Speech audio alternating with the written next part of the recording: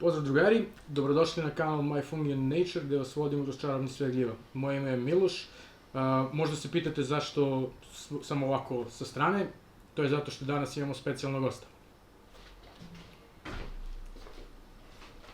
Si Vučiću, sedi. Boje trašu. Dobar dan.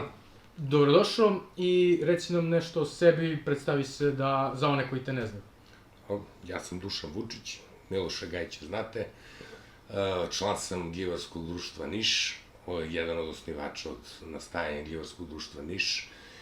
Gljivama se bavimo ozbiljno 15 godina, determinator sam Ekološkog gljivarskog saveza Srbije i, što bi se reklo, frik za gljive kao i Miloš. I specializovan za vrganje.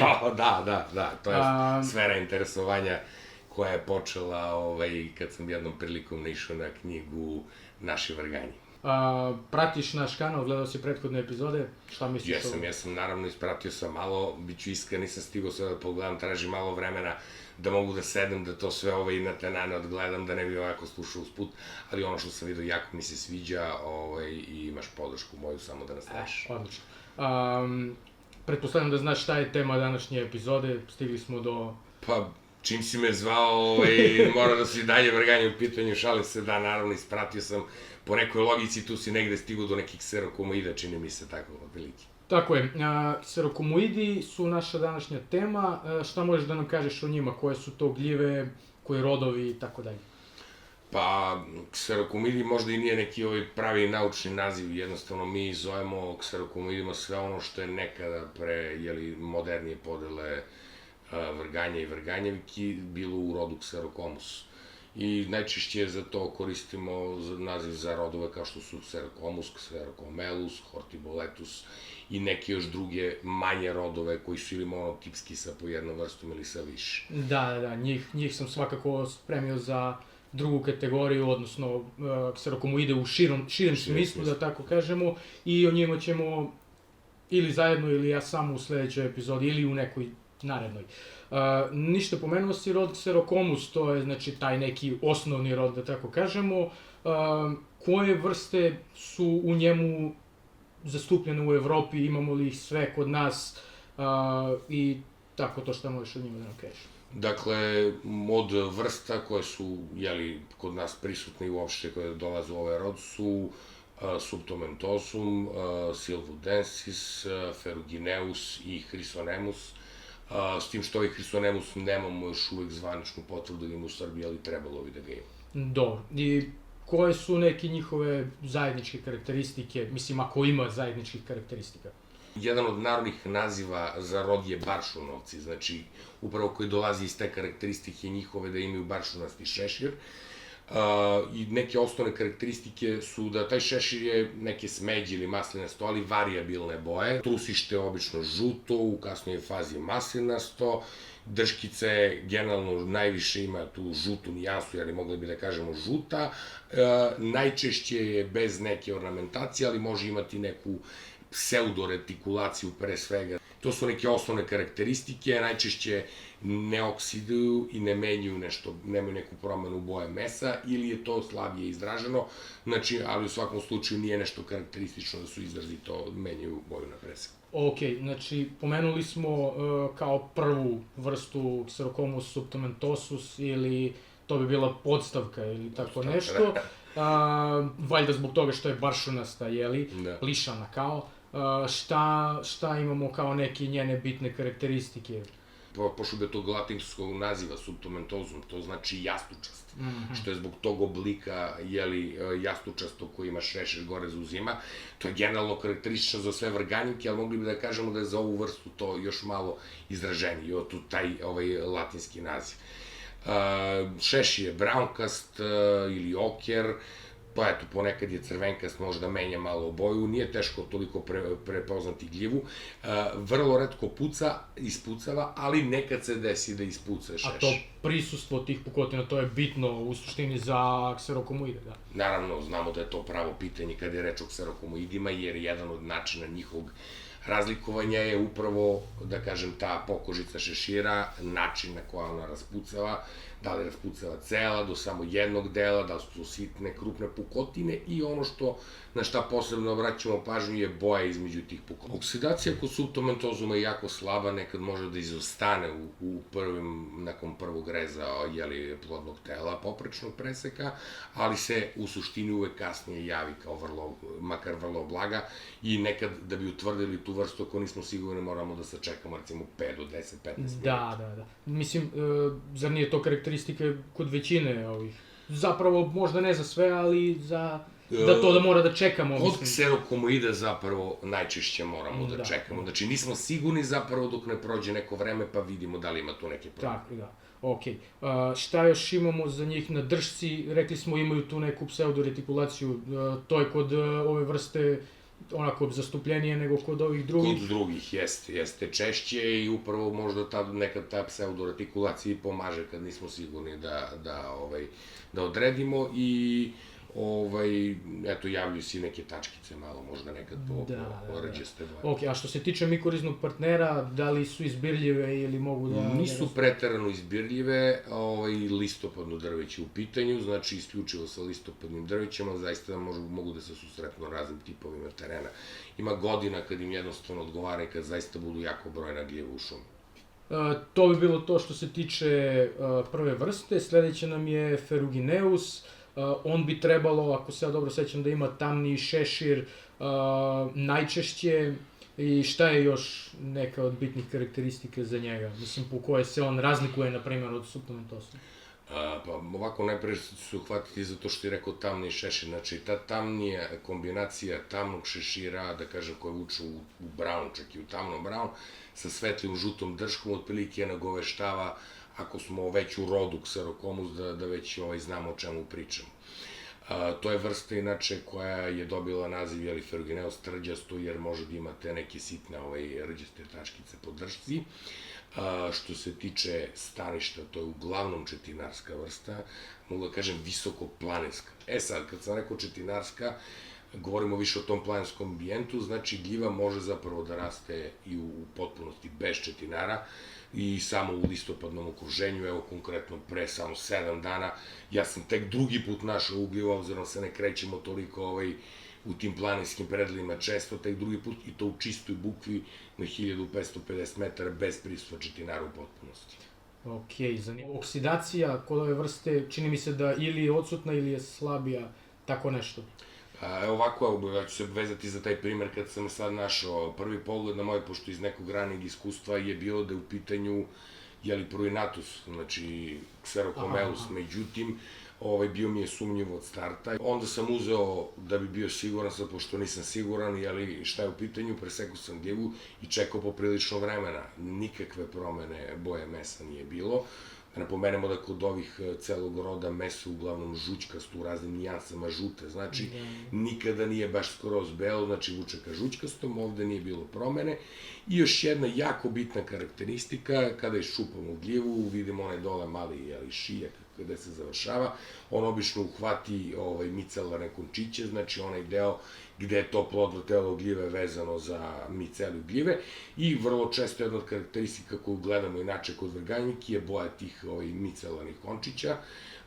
Ovde konkretno oni su najčešće žuti i to je jedna od stvari karakteristika koja je karakteristična za vrstu. Mogu da ne budu žuti, ali su najčešće žuti. Znači kad sam video žuto, sa ovim ostalim kombinacijama znao sam da šta imam u rukama. Odlično, znači eto još jedan pokazatelj taj bazalni micelijum, micelarni končići ili kako god. Ok, znači Ferrugineus relativno lako razlikujemo prethodne vrste. Ali treba ga naći. Da. I pričat ćemo još o Silvudensisu, pošto rekli smo Chrysonemus, nemamo podatke da li ga imamo kod nas ili ne.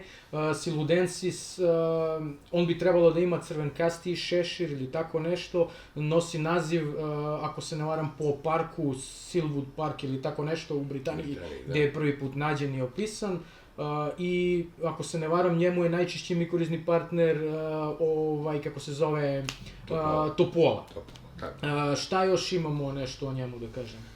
Ovako, dotaku si se, njega, crvene boje, da, znači, zapravo mogu da kažem da on dosta ovako vizualno, na prvi pogled, ako se udubimo u detalje, može da podseća na rod Hortibola, o kome ćemo malo kasnije da pričamo. Izrazito može da bude crvenka šešir u kombinaciji sa crvenom drškom. Drška je najčešće bez ornamentacije, ali može opet da ima tu, lažnu mrežicu, pseudomrežu. Karakteristično, upravo što si je rekao da raste u mikorizi sa topolama, Populus rod, topola, i to alba i tremula, znači bela topola i jasika. Samim timu se razlikuju dva staništa, jedno je nizijsko, najčešće u alivilnim ravnima pored reka, drugo je, gde sam ga zapravo godinama i tražio, a onda se ispostavilo da zapravo sam ga našao totalno na drugačijem staništu koje sam spomenuo sa jasikom u planinskom okruženju. Inače, eto da se pohvalim, ja ne znam, taj nalaz koji ja imam, koji, da budem iskren, i ja nisam prepoznao kad sam ga našao, srećom, eto, mali nauk za nas givare, čuvamo slike, pa se kasnije posvetimo, ovo sam slikao nešto u brzini, posvetimo se i eto, otkrili smo, eto da kažem, novu vrstu u Srbiji, koja sam siguran da ima, ne bi to sad rekao da... To prvi nalaz bio za Srbiju. Pa ja mislim da je i dalje jedini nalaz, ali nije to svega, da se mi razumemo, ne shvatam ja tu ništa da sam bitno uradio, prvo imao sam sreće, nisam ga namenski tražio, drugo, smatram da gljive kao i mnogi drugih ima, samo su ređe staništa, obilaženjem tih staništa redovno, mislim da će i broj nalaza samo biti veći. Ima smisla.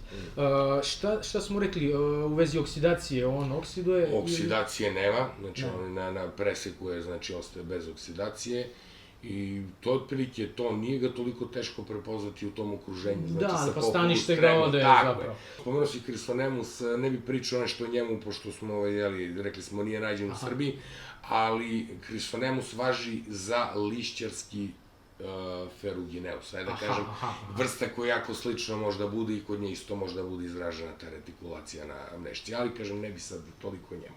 I kakve su ove vrste uopšte rod Xerocomus po pitanju jestivosti? Sve gljive iz roda Xerocomus su jestive. Što se tiče kvaliteta, kvalitet je nešto ispod pravih vrganja i tako se i posmatraju, naročito sušenjem gube još više tog kvaliteta, ali mi znamo gljivari kad nema kiše dobar i grad, pa kad su u početku sezonu želimo svežeg vrganja, nema ga, onda neki baršunovac nam popuni tamo. Čini mi se sad baš za taj Ferrugineus koji si našao da si rekao da je baš ukusan bio. To beše strogo zaštićena vrsta, ne? Nije. Dobre, ukusan je bio odličan. Jeste, ukusan odličan. To je što se tiče roda Xerocomus, sledeći rod u ovim, kako se zove, Xerocomoidima, da tako kažemo, je Xerocomelus ili Xerocomelus, kako ti kažeš. Znači, slične su neke morfološke karakteristike, ako mene pitaš, znači, isto su neke sitnije gljive, jastučast taj šešir koji često puca, nekad samo na marginama, nekad malo dublje, nekad šešir u potpunosti ispuca. Isto imamo, znači, u pukotinama različite te neke nijanse, znači, od ružičaste do žućkaste, belkaste, šta ja znam. Znači, taj potkožni sloj šešira je isto, znači, njegova boja je bitna, čak i na preseku kod nekih se vidi u gornjoj zoni šešira, ispod same kožice vidi se ta neka drugačija boja koja odstupa od one žute ili beličasto žute koja je na celom preseku i bude onako ili rozikasta ili tako nešto. U Evropi imamo više vrsta u rodu Xerocomelus, mi ćemo ovde govoriti o par njih, neki od njih su Xerocomelus chrysanteron, Pruinatus, Porosporus, Cisalpinus, Ripariellus i tako dalje. Neke druge vrste koje su ređe su Redoi, Phenicus i Sarnari i Mareki. Pošto nam je prva vrsta Chrysanteron, možeš nešto o njoj ukratko? Ovako, znači, Chrysanteron, kad smo počinili gljivarstvom, zna se zlatača i to je to. Sad, to je bila mala zamka zato što smo onda počeli zovemo zlatača zapravo mnoge kserokomoide, ne znajući zapravo šta je šta. Sve što nađemo tog tipa sa ispucalim šeširom, to zlatasta boja na preseku, mesama i svi to zlatača, onda otvaranjem roda Hortiboletus, saznavanjem njihovih karakteristika se zapravo ispostaviti da sve to što smo ovde naši kao hrizenteron, zapravo ništa nije bilo hrizenteron, dok god nismo otišli na malo veću visinu, gde je on zapravo mikorizni parter najčešće sa četinarima opet u planinskom okruženju. Ne kažem da ne može da raste i niže, ali u Srbiji sa ovom našom klimom, bez postojanja autohtonih četinara u nižoj zoni, zapravo to je kod nas visokoplaninska gljiva, u pravom smislu te reči, da. Hoćemo nešto o morfologiji? Morfologiji, pa šešir može da bude tamne boje, naročito kod mladih. Ovde odmah ću da stavim apostrof da taj šešir kod mladih može zbog te tamne boje da podseće i na pruinatus i da je neka teško razlikovati ove dve vrste upravo, pošto mogu da rastu u sličnom okruženju. Ali starenjem počinje da bledi, šešir dobija braunkasto ili sivkasto braunkaste tonove i javljaju se naravno te karakteristične njegove pukotine na kožici šešira, po celoj površini izgleda kao zemlja kad ispuca posle suše i iz njih izbija ta crvenkasto, ružičasto crvenkasta boja koja se vidi čak i na presaku negde kada se preseče. Drška je malo tamnija ka osnovi, a ono što je karakteristično da je spolja prekrivena tim crvenkastim granulama od polovine ka osnovi i najkarakterističnije, jedna od stvari za prepoznavanje, je na preseku kad isečemo, donji deo drške je izrazito crven, znači crveni. Dobro. Druga vrsta bi bio pruinatus, spomenuo si ga, on je takođe sličan hrisenteronu, isto može da ima tu neku tamnu boju šešira, čak i češće tamniji, čini mi se, od hrisenterona. Taj njegov naziv u prevodu znači pruinozan ili prekriven sitnim prahom, zbog toga ga kod nas i zovu baršunovac. Kožica šešira može da ispuca, ali to je retkost i to se dešava samo na marginama. Među pukotinama se takođe slično prethodnoj vrsti vide te neke ružičasto-crvenkaste nijanse. Drška je svetlija, žuta, ponekad tamnija ka vrhu, vlaknasta i ima te neke granulice koje su slične boje kao i sama drška. Plavi na preseku, a kad se osuši, dobija neke crvenkaste note. To plavljenje je isto, kao i kod drugih ovih kserokomoida, onako sporo, znači ne dešava se momentalno kao kod nekih vrsta o kojima smo govorili u prethodnim epizodama. Za razliku od hrizenterona koji je u Srbiji visokoplaninski, pruinatus je visokoplaninski i srednje. I ima ga i na srednjim visinama, tako da možemo da ga nađemo i onim, da kažem, šumama koje češće obilazimo mi izgrada. Tako. Šta imamo dalje? Pa nekako je logično, kad govorimo o Xerocomelus i po brojenosti i po svemu, da posle ovih hrizenterona i pruinatusa dođemo do porosporusa, koji je opet gljiva za koju ne moramo da imamo baš daleko, znači ne moramo da imamo baš visoku plenu, mada rasti u višim predelima, vezan za lišćare, i kad dođemo do njega, meni je nekako, ovako da kažem, na prvu loptu najlakši možda nekad za prepoznavanje, zato što se kod njega, iako može da ima crvene tonove na raznim mestima, na dršci i još na nekim drugim, najčešće je gljiva koja dođe u kombinaciji boja brown, žuto i na mestu diranja plavi. Ona je plavi toliko intenzivno, ali karakteristično ipak da plavi i na preseku. I znači kad nađemo na tu kombinaciju sa ispucalim šeširom, da naglasimo, znači puca po celoj dužini, znači to kad je malo sulje, on to baš dosta ispuca i onda možemo da kažemo vizualno ovako lakše prepoznati. Najčešće je brown površina šešira i potkožno tkivo, pa samim tim u pukotinama nema ružičaste boje, nego je to belo do žućkaste boje. Stanište nešto ne preferira ni lišćere, ni četinare, možda? Pa lišćere, koliko znam, uglavnom su mi nalazi iz lišćera, znači to je, da kažem, moje neko iskustvo da je tako. Dobro, znači ta bitna razlika je zapravo između nje i ovih prethodnih vrsta da nema ružičasto potkožno tkivo. Sledeća vrsta nam je Xerocomelus cisalpinus. Jedna je od prepoznatljivih vrsta iz ovog roda, pre svega po tome što na preseku intenzivnije i karakteristično plavi u neku indigo-plavu boju i to onako baš izraženije, ja mislim da čak najizraženije plavi u odnosu na sve ove kserokomoide u užem smislu. Boja šešira je variabilna, puca, u pukotinama je potkožno tkivo ružičasto ili crvenkasto, drška je žuta, crvenkasta ka osnovi, vlaknasta, meso je žuto i ima tu neku crvenkastu liniju u potkožnom delu šešira. Po literaturi, znači, češće je sa listopadnim vrstama nego sa četinarima. To bi bio taj Cisalpinus, znači rekli smo poprilično prepoznatljiv, ako je tipičan primerak. I sledeća vrsta je... Koji kserokomoid je prilično prepoznatljiv. Da. Dobro. I poslednja vrsta o kojoj ćemo pričati je Ripariellus. Šta možemo o njemu da kažemo? Moram da priznam da nisam familijaran preterano s ovom vrstom, ali ono što je karakteristično, dolazi iz samog naziva te vrste. Riparian, znam na engleskom, ne znam tačno na latinskom, ali riparian znači močvarno, ritsko zemljište, znači močvarna, riparijalna staništa koja su sa topolama i vrbama i tako dalje, odakle dolazi njegov naziv. Znači šešir mu je crvenkast, ciglast ili tamniji, i pukotine su prisutne samo na marginama, znači ne idu ka dubini, ka centru šešira, i potkožno tkivo, u tim pukotinama je belo. Drška je žuta, plavina dodir, prekirirana je crvenkasto ljubičastim granulama, meso je beličasto, crvenkasto kao osnovi drške, i na preseku oksiduje u dršci iznad cevčica. To je, znači, ja kažem, meni vrsta poznata samo iz literature, mada mislim da ima indicija da je nađena u Vojvodini kod nas. Pa gde će drugo da je nađena. Da, gde su te močvare.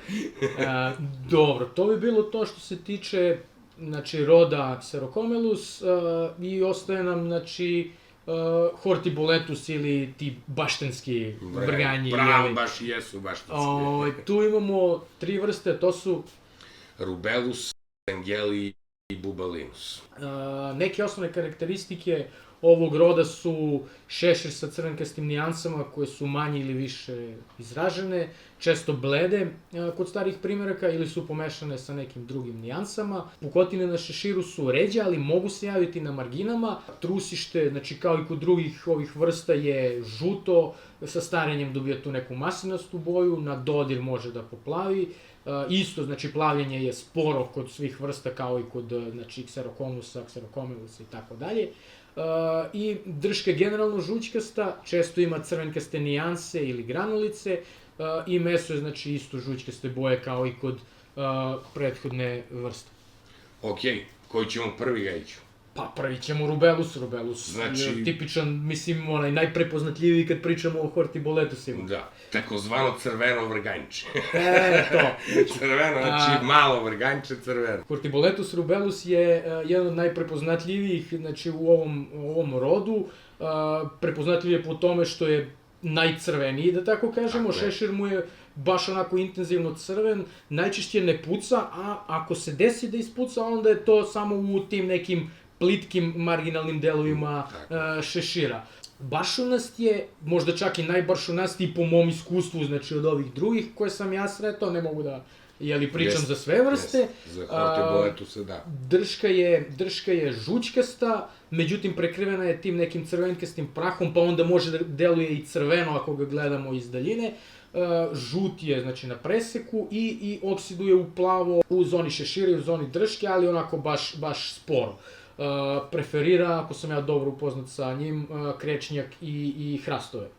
I imamo Angeli i Bubalinus, to su preostale 2 vrste, hoćeš ti ili ja? Pa ovako, ja bih rekao recimo Bubalinus je iz mog iskustva jedna čisto gradska gljiva, znači pravi baštenski, mislim čisto, naravno raste oni u prirodi, međutim jako česta vrsta uz lipu u gradu.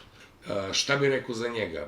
Nije toliko, mislim opet sad, nijedan kserokomoid nije lak za prepoznavanje, međutim, kad ga recimo presečemo, on se dosta odlikuje tim nekim šarenilom papagajskim bojama, znači, kada ispuca u tom potkožnom sloju, mi od ozgo ćemo videti beličastu, znači nije roze. Međutim, na preseku on najčešće ima jednu jasnu crtu između pilije pelisa, znači ispod te pokožice šešira, koja čak nekad bude to i malo deblji sloj crvenog, nije uvek taman posla, ali dosta karakteristično. Gde da nam olakšaju da bude uvek. Da, tako je, da nam bude lako, slučajno. I, kažem, ima tu kombinaciju crvene, žute, plave, koja se javlja oksidacija na preseku, i tako po tome, kažem, može relativno, kad se uđe malo u štos, lako da se prepozna. Znači, to je bio Bubalinus, koji, rekli smo, na pukotinama, nema ružičasto, ali se ružičasto vidi na preseku. Često na preseku. Dok Engeli, on ima ružičasto na pukotinama i ima li on ovu ružičastu crticu? Ima li manje izraženu? Manje izraženu, tako je. I kod Engelija, jeli na preseku, nešto što se često spominje, da u dnu drške na preseku mi možemo da vidimo crvenkaste tačkice. Sad to onako malo opet... Ili boje šargarepe bi oni rekli. Pa sad, kako bi ti to rekao, boju šargarepe kad imaš crveno na žutom, pa to možda na nadjesta, znači trebali bi da budu valjda crvene. Šta sad, samo da se na to nadovežem, to opet za nas lajke, pa da ne bi bio lako, čini mi se da nekad još neki hortiboletus može da ima neku tačkicu crvenkastu u drški. Inače, samo da kažem, malo ba sam rekao, sve smo zvali zlatača. Kad govorimo o tim srednje visokim, nižim šumama, u kojima zapravo prave zlatače, pravo hrizanterna nema, koji raste značiće sa autohtonim četinarima, ja bih rekao, moje nekakvo iskustvo prenosim, da je zapravo to najčešće što smo zvali zlatač u teniskih šuma, zapravo upravo Engeli. Ok, mislim, to je u suštini to što se tiče ovih kserokomoida, u užem smislu, da tako kažemo. Kserokomoidi, jeli, kao što smo ustanovili, su najlakše, jeli, vrganjivke za determinaciju. Često se ljudi baš opredeljuju samo za njih. Nikad ih nisam volao, bit ću iskren. Znači, prvo su neugledni, brate, da ti kažem. Ali dobro, šalim se, ima ljudi koji baš vole upravo zato što su teži malo za determinaciju, vole malo su dublji. Svaka čast. Ovim putem ih pozdravljamo. To. Dobro, u suštini to je to. Šta nam još možeš reći za kraj, bilo u gljivama, bilo neku poruku gledalcima, šta god, ili oba, mislim. Pa, eto, kažemo, malo smušaju taj svet kserokomida, znači nije prosto, zaista. Stvarno, traži, sitnije su gljive, češće su, nekako se mi koji se bavimo i gljivom i vrganjima, najčešće njima zabavljamo kad nema drugog, da budemo iskreni. Zabavljamo pod navodnicima. Ne, dobro, okej, znači volimo nekad, ja kad nema, onda ih poslikam i sve se udubim, kad ima ovih krupnih vrganja, onda sve njih poslikam, malo preskočim i to je to, budemo iskreni. I tako. Ništa, to je... Da ti bilo zabavno? Naravno, mislim, ovo je najzanimljivija epizoda koju sam snimao do sad. Nadam se da ćemo da ponovimo još nekad. Kad si nam sipao, brate, rakiju u ovoj češoljevi. Pa kako da ne, mislim, čovjek. Aj živi. Gle, moja se ne vidi. Aj živi. Dobro. Ništa, drago mi je što si bio da snimimo, ovaj klip. Bilo zadovoljstvo. To bi bilo to. I do sledeće nedelje, dobra berba. Ako bude bilo gljivanje. Ako bude bilo kiše, to je to.